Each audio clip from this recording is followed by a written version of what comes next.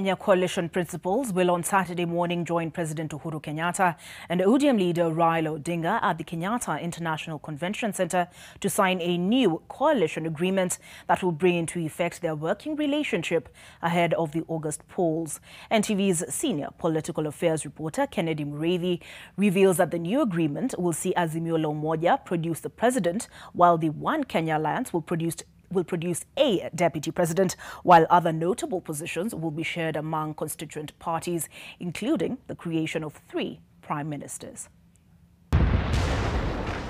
The sign of an erupting volcano signifying the coming into being of a fluid relationship that brings together Kalonzo Musyoka's Wiper Party, Gideon Moi's KANU, Martha Karua's NARC Kenya, and Cyrus Jirongo's United Democratic Party.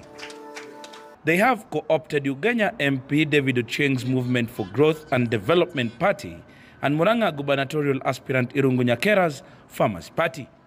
Their signing ceremony here in Nairobi, paving way for the creation of a coalition that constituent parties describe as their bargaining power in any negotiations they will have moving forward. When we postponed and said we needed time to fine-tune the clauses, the naysayers thought that was the end of One Kenya Alliance.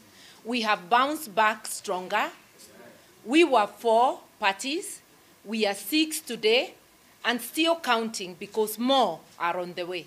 Today is when we close one chapter of our journey and open another. And we have no doubt in our minds that this country is more important than any of us. According to sources, the agreement, which is not yet public and has not yet been deposited at the Registrar of Political Parties, is not as binding because it is not necessarily a coalition political party. This agreement is founded on the old act before the coming into effect of the new coalition's law. We made ourselves not a promise to the people of Kenya, but a covenant with the people of Kenya, because promises are there to be broken. But a covenant is a covenant. NTV understands the details of the new coalition are flexible to the parties involved, and thus those in the coalition may be free to engage other political players, and if they get a better deal, then they can leave and engage their new partner. And when any party feels uncomfortable, they should be able, with notice to others, to walk away, because it is a coalition of the willing. There is also talk that the new coalition will, on Saturday, 12th March, be present at the KICC for the signing of another coalition agreement with the Azimio La Umoja outfit, with the aim of bolstering the movement towards the August elections. We have made sacrifices before. We are ready to make more sacrifices.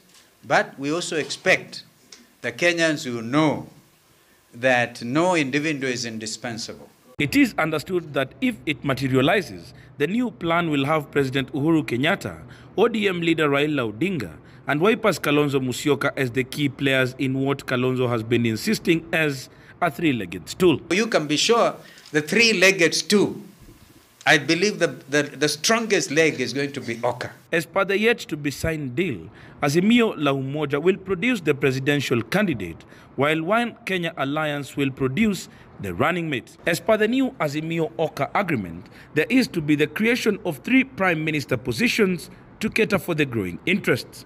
This will be done by the president under Article 132(3) of the Constitution. It states the president shall chair cabinet meetings, direct and coordinate the functions of ministries and government departments, and by a decision published in the Gazette, assign responsibility for the implementation and administration of any act of parliament to a cabinet secretary to the extent not inconsistent with any act of parliament. We go to a larger coalition.